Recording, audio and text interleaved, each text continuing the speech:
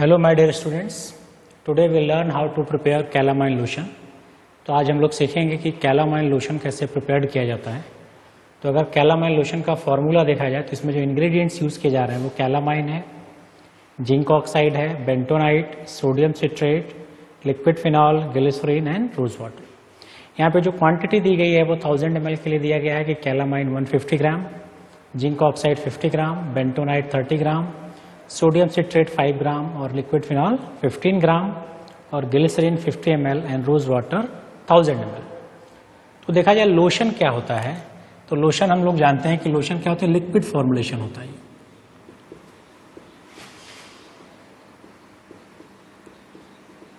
Liquid formulation है, meant for, बना किसके लिए होता है, एक्सटर्नल एप्लीकेशन के लिए। यानी हम लोग इसको कहां पे अप्लाई करेंगे, स्किन पे। एक बात और है इसमें, वो क्या है, इसको यूज करते हैं विदाउट फ्रिक्शन। ये चीज याद रखनी है हमको, विदाउट फ्रिक्शन।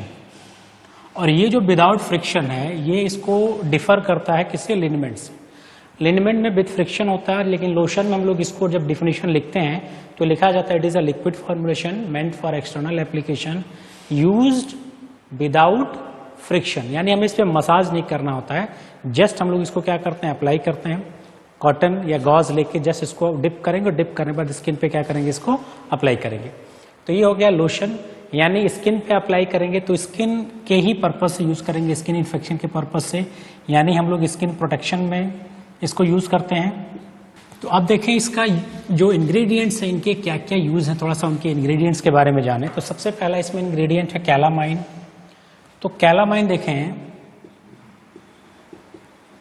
ये मिक्सचर है किसका, जिंक ऑक्साइड का एंड फेरिक ऑक्साइड।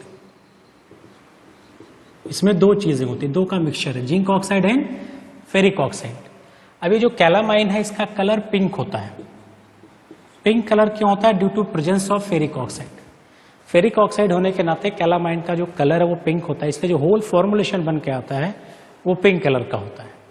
ठीक, इसका यूज क्या है कैलामाइन का, कैलामाइन का यूज है एस्ट्रिंजेंट में, हम लोग इसको यूज करते हैं। एस्ट्रिंजेंट का काम क्या है, ये प्रोटीन को प्रेसिपिटेट करता है सेल से, प्रोटीन को प्रेसिपिटेट करेगा। एस्ट्रिंजेंट का काम है सेल को श्रिंक करता है, तो जो सेल से डिस्चार्ज होते हैं उस डिस्चार्ज को क्या करता है, प्रिवेंट कर लेता है। ठीक, एस्ट्रिंजेंट में हम लोग एलम फिटकरी यूज करते हैं, बियर्ड बनाने के बाद यूज करते हैं। तो उसमें जो सेल प्रोटीन प्रेसिपिटेट करके सेल को श्रिंक करेगा, तो जो डिस्चार्ज है उसको क्या करेगा, प्रिवेंट करेगा। सेकंड हमारा जो है वो जिंक ऑक्साइड है। जिंक ऑक्साइड का यहाँ पे जो रोल है वो रोल एस्ट्रिंजेंट भी है, ये साथ में एंटीसेप्टिक भी है। ठीक, एस्ट्रिंजेंट, प्रोटीन प्रेसिपिटेट, एंटीसेप्टिक मैं बता रखा हूं कई बार। एंटीसेप्टिक क्या होते हैं कि वो सब्सटेंस होते हैं जो माइक्रोब्स को किल करेंगे या उसकी ग्रोथ को इनहिबिट करेंगे। एंटीसेप्टिक वर्ड कब यूज करते हैं कि जब ये जो किलिंग या ग्रोथ इनहिबिट हो रहा है जब ये लिविंग सरफेस से हो। ठीक, तब हम लोग इसको बोलते हैं एंटीसेप्टिक, और नॉन लिविंग से है तो क्या बोलते हैं, डिसइंफेक्टेंट। ठीक, अब थर्ड जो इंपॉर्टेंट चीज है इसमें है बेंटोनाइट। बेंटोनाइट का काम क्या है वो देखें। यहां पे जो बेंटोनाइट यूज किया जा रहा है, ये bentonite I used as a suspending agent.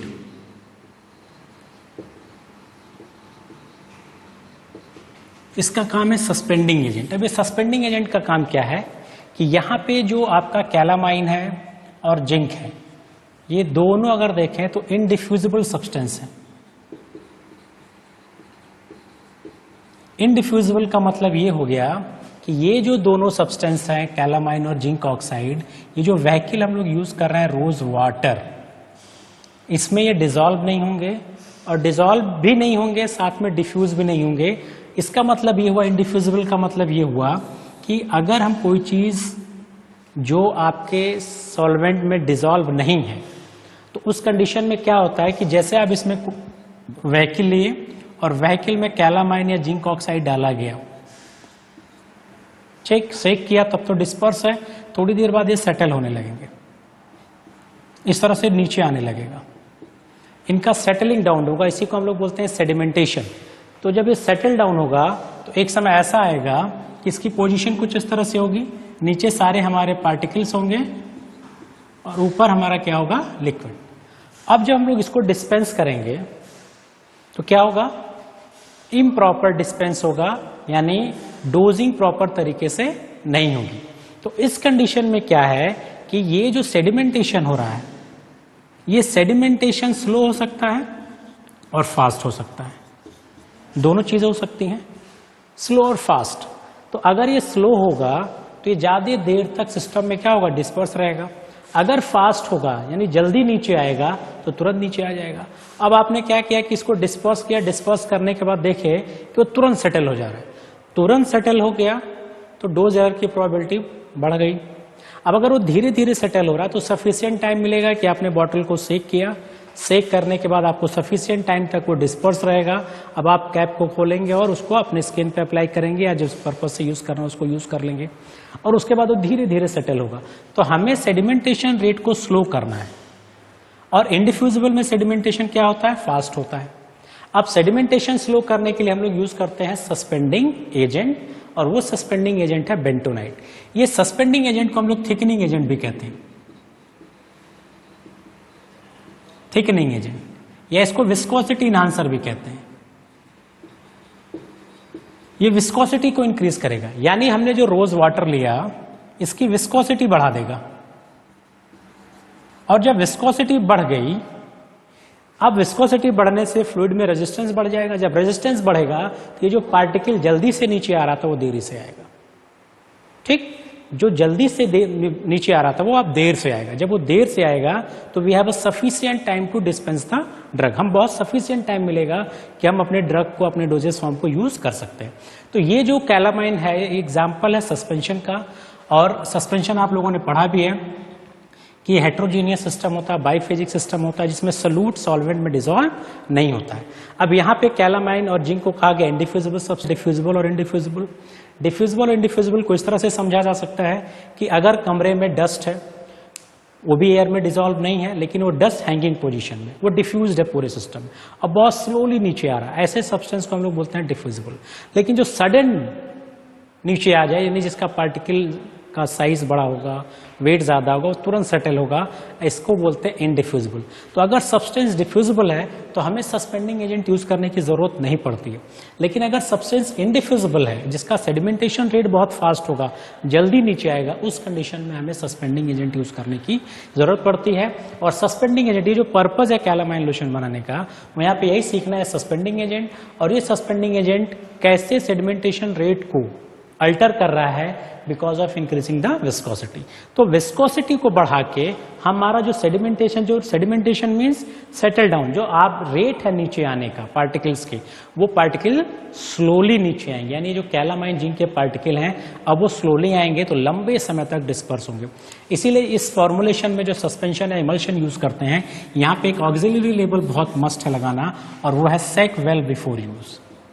ये चीज यहाँ पे लिखना पड़ेगा, सेक वेल बिफोर यूज, ये जरूर लिखा जाता है सेक वेल बिफोर। सिर्फ इसीलिए लिखा जाता है कि पार्टिकल तो सेटल होना ही है, लेकिन वो जो पार्टिकल का सेटल वो स्लोली हो। तो यहाँ पे पार्टिकल सेटल हो गया, अब हमने सेक कर दिया, सेक करने के बाद फिर ये पोजीशन जो यहाँ पे वो रीगेन हो गई। अब जब पोजीशन रीगेन हो गई तो फिर वो लंबे समय तक डिस्पर्स रहेगा, तब तक हम उसको जो पर्पस यूज करना है उसको यूज कर लेंगे, ठीक है। तो ये हो गया बेंटोनाइट का यूज। नेक्स्ट देखें sodium citrate. Sodium citrate chelating agent है और ये चिलेटिंग एजेंट क्या करता है, पीएच को मेंटेन करता है। पीएच मेंटेन होगा तो स्किन में इरिटेशन नहीं होगा, क्योंकि अगर पीएच अल्टर होगा, क्योंकि बहुत सारे फॉर्म इंग्रेडिएंट्स जब ऐड करते हैं तो सॉल्वेंट का पीएच चेंज हो जाता है। पीएच अगर चेंज होगा तो स्किन में इरिटेशन होगा, तो जो सूदिंग इफेक्ट कहा जाता है, सूद का मतलब होता है क्या होता है, सूदिंग का मतलब होता है गुड फीलिंग, अच्छी फीलिंग। जब हम स्किन पे अप्लाई करें तो अच्छी फीलिंग आनी चाहिए, उसी को सूदिंग कहते हैं। तो पीएच अल्टर हो जाएगा तो आपको क्या होगा, इरिटेशन होगा, तो इसलिए हम लोग सोडियम सिट्रेट यूज करते हैं। लिक्विड फिनॉल देखा जाए यूज किया जाता है एज अ प्रिजर्वेटिव। प्रिजर्वेटिव हम लोग इसको यूज करते हैं, और प्रिजर्वेटिव हम लोग जानते हैं कि हमारे प्रोडक्ट के लाइफ को, स्टेबिलिटी को क्या करता है, इंक्रीज करता है। नेक्स्ट है ग्लिसरीन। ग्लिसरीन को एज हम लोग ह्यूमेक्टेंट यूज करते हैं। ह्यूमेक्टेंट का मतलब ये ह्यूमिडिटी को मेंटेन करेगा, और ह्यूमिडिटी का मतलब होता है जो स्किन को मॉइस्ट रखेगा। ठीक। तो स्किन के मॉइस्ट रखेगा, तो मॉइस्ट होगा तो स्किन में ड्राइनेस नहीं होगी, उसके लिए हम लोग यूज करते हैं ह्यूमेक्टेंट, ग्लिसरीन। रोज वाटर हमारा व्हीकल है, ये जो रोज वाटर जो है वो व्हीकल है और ये परफ्यूम। तो ये इसके इंग्रेडिएंट से जो जिनका यूज था। अब देखिए इसका यूज क्या है, कैलामाइन लोशन का यूज देखा जाए क्या है। तो यूज देखें कैलामाइन लोशन का, तो कैलामाइन लोशन को हम लोग स्किन प्रोटेक्टेंट में यूज करते हैं, स्किन प्रोटेक्टिव। एक चीज ये हम लोग ज्यादातर यूज करते हैं रिलीफ मिले किससे, इचिंग, यानी जो स्किन इचिंग होती है उसमें हम लोग यूज करते हैं, स्किन इचिंग ना हो। प्रिकली हीट, प्रिकली हीट में भी हम लोग इसको यूज करते हैं, जिसको हम लोग बोलते हैं घमौरिया, एक्ने में यूज करते हैं इसको। एंड सन बर्न हो, अगर जो ईचिंग हो रही है वो सन बर्न से होगी, इंसेक्ट बाइट से हो सकती है, इंसेक्ट बाइट तो ईचिंग होगी, उसमें भी कैलामाइन यूज करते हैं। तो ओवरऑल इसको स्किन प्रोटेक्टिव बोला जाता है। ईचिंग हो रही है सनबर्न की वजह से, या आपने बाइट कर लिया इंसेक्ट तो भी प्रिकली हीट घमौरिया है, वहां पे भी हम लोग कैलामाइन यूज करते हैं, एक्ने में यूज करते हैं, और सनबर्न में भी हम लोग इसको यूज करते हैं क्योंकि सनबर्न से ईचिंग होती। तो ये इसका यूज हो गया कि कैलामाइन लोशन का यूज क्या क्या है। अब देखते हैं इसको प्रिपेयर्ड कैसे करेंगे। तो प्रोसीजर में देखें, सबसे पहले हम लोग लेंगे बीकर, उस बीकर में 1/4 क्वांटिटी ऑफ वाटर, और उसमें ऐड कर देंगे सोडियम सिट्रेट। ऐड करने के बाद इसको मिक्स करेंगे। सेकेंड हम लोगे मोटार पेस्टल, उसमें ऐड कर देंगे कैलामाइन, जिंक ऑक्साइड, बेंटोनाइट, इसको मिक्स करेंगे। और मिक्स करने के बाद फिर जो सोडियम सिट्रेट सोल्यूशन है, इसी सोडियम सिट्रेट सोल्यूशन को मोटार में ऐड करेंगे एंड मेक स्मूथ पेस्ट। ठीक, तो मोटार पेस्टल में हम लोग जो जिंक ऑक्साइड, कैलामाइन, बेंटोनाइट लिए थे उसमें सोडियम सिट्रेट सोल्यूशन ऐड करेंगे और एक स्मूथ पेस्ट बनाएंगे। फिर ऐड करेंगे rose water and mix to make pourable, means इसमें इतना वाटर ऐड करेंगे, थोड़ा सा वाटर ऐड करेंगे स्मॉल क्वांटिटी में, ताकि ये जो पेस्ट है ये पोरेबल हो जाए। पोरेबल का मतलब उसको आसानी से उड़ेल सकें। Then add liquid phenol and glycerin, फिर इसको मिक्स करेंगे। जब फिनॉल एंड ग्लिसरीन उसमें मिक्स हो जाएगा, एंड द लास्ट स्टेज हम लोग इसमें करेंगे मेकअप करेंगे वॉल्यूम। और वॉल्यूम मेकअप करने के लिए हम लोग क्या यूज करेंगे, मेजर्स यानी मेजरिंग सिलेंडर। इसमें कैलामाइन जो लोशन हमने प्रिपेयर्ड किया उसको फिल करेंगे, और फिल करने के बाद जितनी रिमेनिंग क्वांटिटी की जरूरत होगी वो ऐड करेंगे हम इसमें रोज वाटर, और तब तक ऐड करेंगे जब तक इसका वॉल्यूम मेकअप ना हो जाए। तो लास्ट स्टेज इसका करेंगे वॉल्यूम मेकअप। और इस चीज का ध्यान रखेंगे कि इसका जो लेबलिंग करेंगे, क्योंकि चूंकि कैलामाइन क्या है, सस्पेंशन है, हेट्रोजीनियस बाइफेजिक है, तो यहाँ पे सेक्वेल बिफोर यूज जरूर लिखना है लेबल पे, ये सेक्वेल बिफोर यूज। और चूंकि लिक्विड फॉर्मुलेशन एक्सटर्नल प्रिपरेशन के लिए है तो ये भी लेबल लगाना बहुत जरूरी है, फॉर एक्सटर्नल यूज ओनली। तो ये दो लेबल जो है एक्सटर्नल यूज ओनली, तो ये दो लेबल आपको बनाने पड़ेंगे। सेक्वेल बिफोर यूज, सेक्वेल बिफोर यूज इसलिए किया गया, सस्पेंशन है, और एक्सटर्नल यूज के लिए करेंगे क्यों, क्योंकि ये एक्सटर्नल यूज के लिए होता है, इसे इंटरनल यूज के लिए नहीं करेंगे। तो अब यहाँ पे इन चीजों को हम लोग क्या करेंगे, जो भी 30 ml 50 ml प्रिपेयर्ड करना उसको कैलकुलेट करेंगे, कैलकुलेशन बता दिया गया। लिक्विड फिनॉल यहाँ पे लिया दिया गया है तो ग्राम में, तो इसको कई बार बता चुका हूँ कि इसको हम लोग कन्वर्ट कर सकते हैं volume, sorry D is equal to होता है M/V, तो वॉल्यूम इज होगा मास अपॉन डेंसिटी। तो जो भी मास आएगा लिक्विड फिनॉल की डेंसिटी से डिवाइड कर देंगे तो हमारा वॉल्यूम आ जाएगा। तो हमें फिर यहाँ वॉल्यूम में इसको हम लोग कन्वर्ट करके इसको मेजर कर सकते हैं और उसको यूज कर सकते हैं। तो आइए देखते हैं इसको प्रिपेयर्ड कैसे करेंगे। कैलामाइन लोशन कैसे प्रिपेयर्ड किया जाएगा, इसके लिए मोटार पिस्टल चाहिए, एक बीकर, ये सोडियम सिट्रेट है, कैलामाइन जो पिंक कलर होता है, बेंटोनाइट, जिंक ऑक्साइड, यहाँ पे प्यूरिफाइड वाटर हमने लिया है, ये ग्लिसरीन है और लिक्विड फिनॉल। तो सबसे पहले मैंने कहा था कि प्यूरिफाइड वाटर लेंगे और उसमें क्या ऐड करेंगे, सोडियम सिट्रेट को डिजॉल्व करेंगे। ठीक, तो सबसे पहला काम हम लोग सोडियम सिट्रेट को डिजॉल्व करें।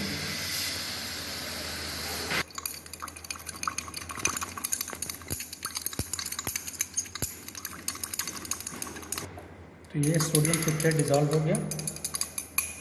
अब हम लोग क्या करेंगे, मोटार पेस्टल में तीनों इंग्रेडिएंट को ऐड करेंगे।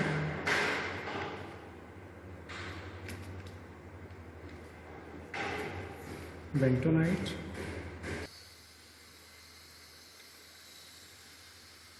और इसको करेंगे मिक्स। पहले इसको मिक्स करें और फिर हमको क्या बनाना है, इसका पेस्ट बनाना। ये सोडियम सिट्रेट सोल्यूशन इसमें ऐड करेंगे और मेक ए स्मूथ पेस्ट।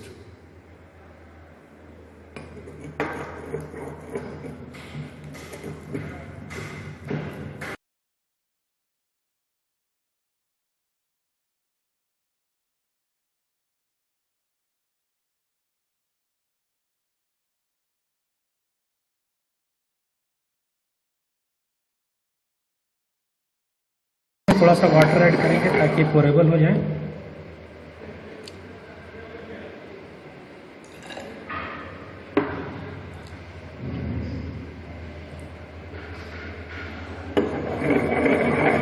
इसको मिक्स करेंगे।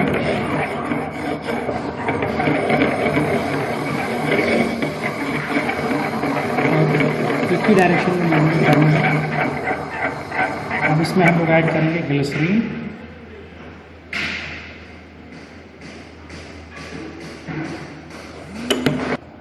ग्लिसरीन ऐड करने के बाद इसमें ऐड करना है लिक्विड फिनॉल।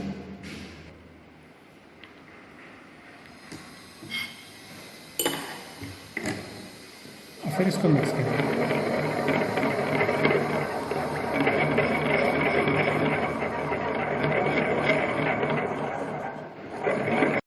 तो ये आपका पोरेबल हो गया है।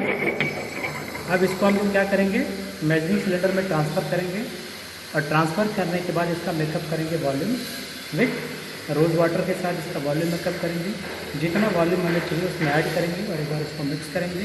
फिर इसी को कंटेनर में हम लोग क्या करेंगे, ट्रांसफ़र करेंगे। तो प्यूरीफाइड वाटर भी यूज़ कर सकते हैं, रोज़ वाटर भी यूज़ कर सकते हैं। रोज़ वाटर से परफ्यूम के लिए यूज़ करते हैं। अगर आप इंस्टेंट रोज़ वाटर अवेलेबल नहीं है तो आप प्यूरीफाइड वाटर भी यूज़ कर सकते हैं। Thank you.